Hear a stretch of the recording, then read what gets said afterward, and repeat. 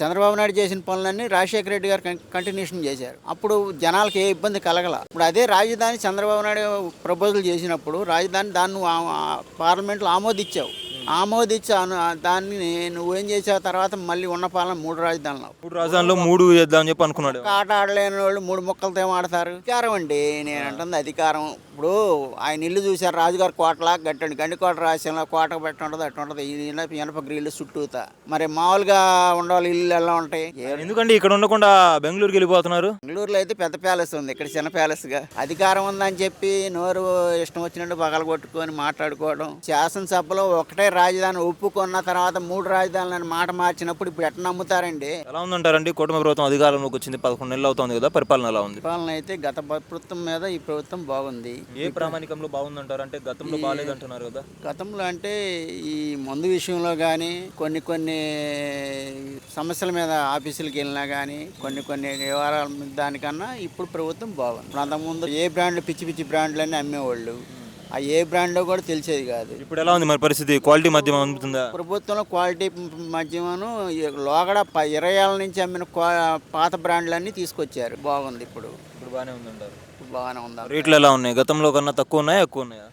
గతంలో రేట్లే కానీ పెద్ద ఏరియాన్స్ ఏం లేదులే కానీ తగ్గించామని చెప్పి అంటున్నారు, తగ్గిలేదు. రూపాయలు తగ్గించారు అంతేగాని పెద్ద అంటే క్వాలిటీ మెయింటైన్ చేస్తున్నారు. జగన్ గారు మళ్ళీ ఏం చెప్తున్నారు అంటే నేను 29లో సీఎం అవుతానని చెప్పి అంటున్నారు. అయ్యే అవకాశం ఉందా?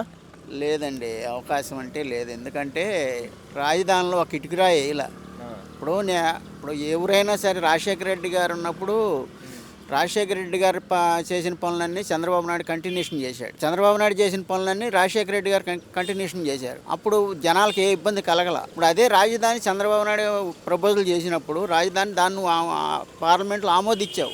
ఆమోదించి దాన్ని నువ్వేం చేసావు? తర్వాత మళ్ళీ ఉన్న పాలన 3 రాజధానులు.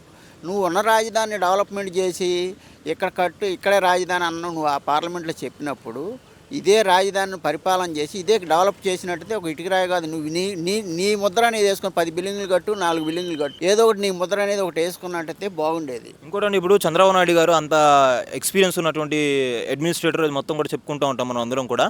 ఆయన ఎక్స్పీరియన్స్ చూసి ఆయన్ని గెలిపించారు కూడా 2014 నుంచి 19 వరకు. అయితే మరి ఆయన ఇది అర్థం చేసుకోలేకపోయారా? అంటే అమరావతికి చట్టబద్ధ ఎందుకు పోయారు అప్పుడు? అయితే అంటే అనుకోలేదా ఇలా జరుగుతుందని చెప్పి ఆయన అనుకున్నది ఏంటంటే లోగడలో పరిపాలించిన వాళ్ళు ఏంటంటే కింద పరిపాలించిన వాళ్ళు పైన వాళ్ళు అదే కొనసాగించేవాళ్ళు. అదే ద్వారంలో చంద్రబాబు నాయుడు కూడా ఏంటంటే అట్టా కొనసాగుద్దని అనుకున్నాడు చంద్రబాబు నాయుడు. ఇట్లా జరుగుద్దని ఆయన కూడా అనుకోని ఉంటే ఆ రోజు చట్టబద్ధ చేసేవాళ్ళు. అయితే ఇప్పుడు మించింది లేదు. అప్పుడు ఏంటంటే ఆయన రాజధాని తాత్కాలం అనడానికి కారణం ఏంటంటే మనం చిన్న ఇల్లు కట్టుకొని దాంట్లో తర్వాత పెద్దది కట్టుకుందామని ఆలోచన చంద్రబాబు నాయుడు గారు. ఆ రోజు తాత్కాలం అనడానికి కారణం అది.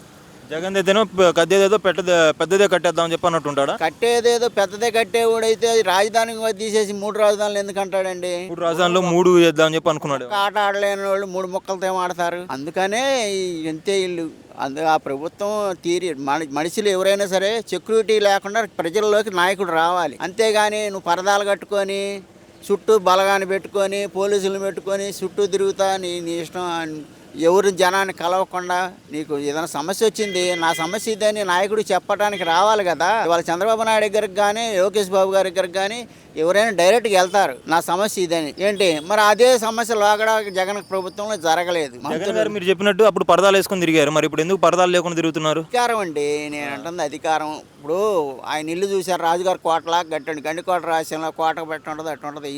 ఇనప గ్రిల్లు చుట్టూతా. మరి మామూలుగా ఉండాలి ఇల్లు ఎలా ఉంటాయి? ఆయన అధికారంలో ఆయన అట్లా చేసుకున్నాడు. మరి ఇప్పుడు కట్టుకోమంటే కట్టుకుంటాడా? ఎందుకంటే ఇక్కడ ఉండకుండా బెంగళూరుకి వెళ్ళిపోతున్నారు. బెంగళూరులో అయితే పెద్ద ప్యాలెస్ ఉంది, ఇక్కడ చిన్న ప్యాలెస్ గా.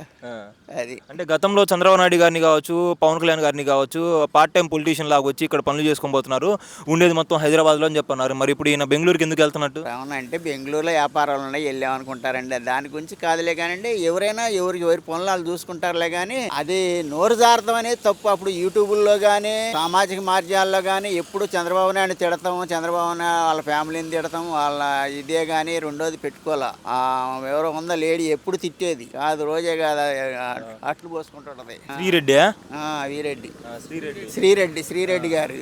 మరి శ్రీరెడ్డి గారు మరి నోరు వచ్చినట్ల బారేసుకుంది. పవన్ కళ్యాణ్ గారు కానీ చంద్రబాబు నాయుడు గారిని కానీ మరి మన లోకేష్ బాబు గారిని కానీ. మరి ఇవాళ ఏమంటుంది, తప్పు అయిపోయింది నన్ను క్షమించండి అని చెబుతుంది.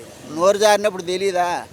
నోరు జారకుండా ఉండాలి కదా. అధికారం ఉందని చెప్పి నోరు ఇష్టం వచ్చినట్టు పగల కొట్టుకొని మాట్లాడుకోవడం, ఇవాళ అధికారం లేదని మేలకుండా అక్కడికి తిరుగుతున్నాం అంటే అటు కుదిరి. తప్పు చేసినప్పుడు తప్పే, మంచి చేసినప్పుడు మంచి. సరే, ఇప్పటికైతే జగన్కి అయితే అవకాశం లేదంటారా? పాదయాత్రలో కూడా వస్తానని చెప్పి అంటున్నారు.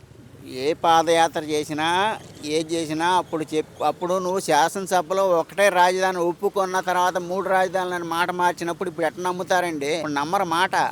ఇల్లు బాగొట్టుకున్నారు. ఇప్పుడు అదే మళ్ళీ ఒకటే రాజధాని మాట కట్టుబడ్డానని ఆ మాట నిలబెట్టుకోవాలంటే మళ్ళీ ఇంకొక 10 సంవత్సరాలు మళ్ళీ ఆయన రాడు నాకు తెలిసి. ఎందుకంటున్నానంటే ఈ మాట నిలబెట్టుకుంటాడని నమ్మకం జనంలో కలగాలి. ఇప్పుడు నువ్వు మాట తప్పాడు కదా, ఒకటే రాజధాని నేను కట్టుబడి ఉన్నాను శాసనసభలో ఒప్పుకొని దాన్ని మాట మార్చాడు కాబట్టి ఇప్పుడు జనంలోకి వచ్చి నేను చెప్పినా కూడా ఎవరు నమ్ముతారు? ఇప్పుడు నేను మటన్ పెడతా, చికెన్ పెడతా అంటే పెడతాడని చెప్పి ఇస్తారే, తీసేస్తే ఎవరు పెడతారండి? అందుకని ఎవరు కూడా నమ్మరు. అమరావతి 3 ఏళ్ళు అయిపోద్దా అండి? 3 ఏళ్ళు కాకపోయినా 4 సంవత్సరాలకైనా అయిపోద్దండి. అయిపోవడం మాత్రం కన్ఫామ్. ఎందుకంటే నెక్స్ట్ ఎలక్షన్ నాడు రాజధాని కంప్లీట్ అయిపోద్ది.